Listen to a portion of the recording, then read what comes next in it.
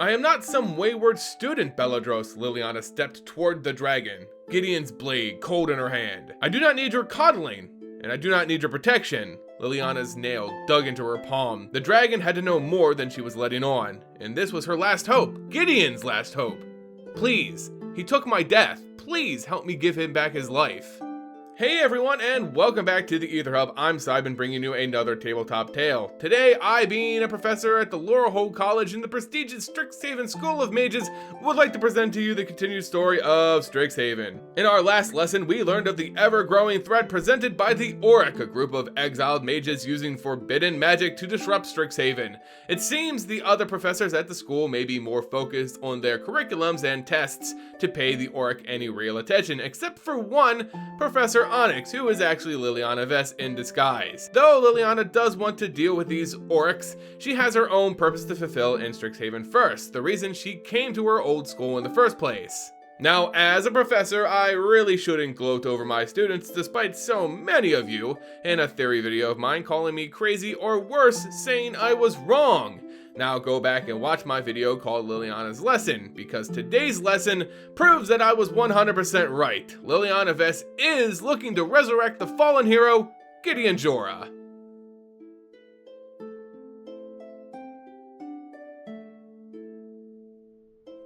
Usually, reflected Liliana, one did not willingly walk into a dragon's lair, or if one did, they did so with a death wish and some very keen blades. She had neither. As she approached the tangled grove of Beledros Witherbloom, all she brought with her were questions that needed answering.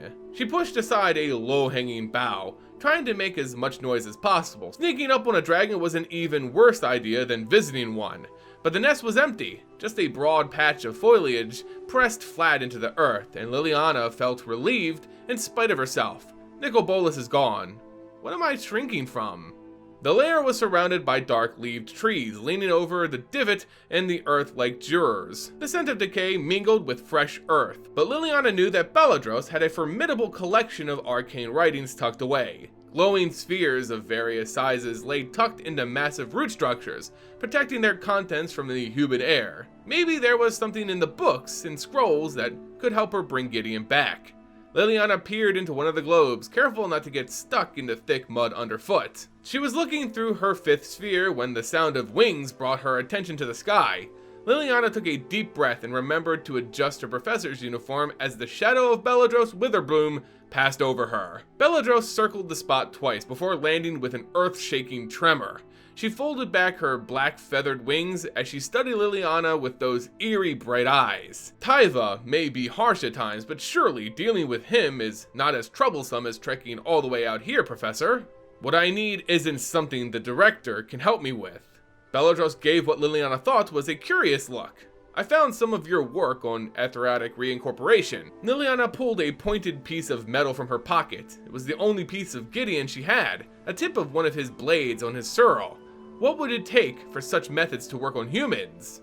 Beledros made a rumbling noise, the sound vibrating the ground beneath her. This smells of a dangerous sort of meddling to me. Some questions are better left unanswered. I didn't come here for a lecture, I just want simple answers. When it comes to ether, there are no simple answers. Beledros walked past Liliana, making her way into a deeper recess in the side of the crater. She turned and laid down, wrapping her tail around her massive form. You speak of the very essence of life. It cannot be ordered around like a pet. Resurrection, apart from baser necromancy, you understand, is fiendishly difficult, even for myself. Liliana set her jaw. And what about the child of Professor Gladefell? The dragon went still, each huge black eye a bottomless pit. That was something I will not see repeated, for all of our sakes. I am not some wayward student, Beledros. Liliana stepped toward the dragon, Gideon's blade cold in her hand. I do not need your coddling, and I do not need your protection. Perhaps not, Beledros said, but it is not you who I look to protect.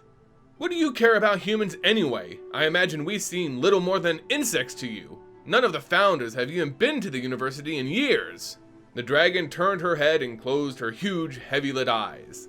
The deans are more than capable of keeping order and peace, as are the dragon's guard and the oracle. She let out a little chuckle, stirring the layer of decaying leaves and mulch underneath them. Even the archaics do their part. Liliana's nails dug deep into her palm. The dragon had to know more than she was letting on, and this was her last hope. Gideon's last hope. Please, he took my death. Help me give him back his life. Beledros cracked an eye open and looked at her for a moment. The wind blew over the top of the crater walls, stirring the dark trees surrounding the lair. Finally, she closed her eyes again. I cannot. A jolt of pain in Liliana's hand told her that she had gripped a piece of sorrel way too hard. She stared down at her bleeding palm, trying to calm the storm of her emotions. This wasn't a fight that she could win with force or sheer will. Liliana tucked the blade piece back into her pocket and turned to leave. She was halfway up the crater when Beledros spoke. The pain can be unbearable at times, but in the end, how we honor the dead is reflected in how we treat the living. Liliana looked back, but the dragon was still curled up in the side of the crater, slowly drifting towards sleep. Liliana pushed off the side of the towering metal torch and continued her trek back to Strixhaven empty-handed. She'd been gone for days by this point, days of classes that had gone untaught, meetings that had gone unattended, professional duties that had gone undone. After Beledros' refusal to help her, she'd followed rumors of an archaic to the ruins of Caradorn, but she found no massive mythical giant packed full of arcane secrets. In fact, she hadn't found much of anything. It had all been for nothing, and now she would be questioned by the other professors, or worse, the deans, Valentine and Lizetti. An animal screech sounded in the distance. The strangled cry came from somewhere up ahead, off the path. Though Liliana couldn't see past the thick canopy of trees, she stepped into the undergrowth, keeping low. In a clearing not far off the path, 7 people stood in a circle. Purple magic flared around their outstretched hands, the same color as the light that wound in smoky trails around their masks. Liliana pressed against the gnarled trunk of an old tree and watched as the band of Oriq agents surrounded a large white stag. The beast bleated and reared back, swinging at one of the agents with its hooves. One figure fell back, but the others pushed forward, forcing it towards the metal crate that lay open behind it. Inch by inch, the stag backed into the crate, its cries splitting the air, then was sharply cut off by the door of the metal box slamming shut. Liliana watched, silent and still, as they loaded the captured stag into a wagon waiting nearby. Eventually, the creak of the wagon wheels faded into the distance. Liliana set down the tome she had been studying and rubbed her eyes. Another day of fruitless research. She had done all that she could think of, and none of it would work. There wasn't a book or scroll or spell in Strixhaven that could bring Gideon back. Besides, with the Oriq on the move, there were more pressing matters at hand. Nobody else seemed to be taking them seriously.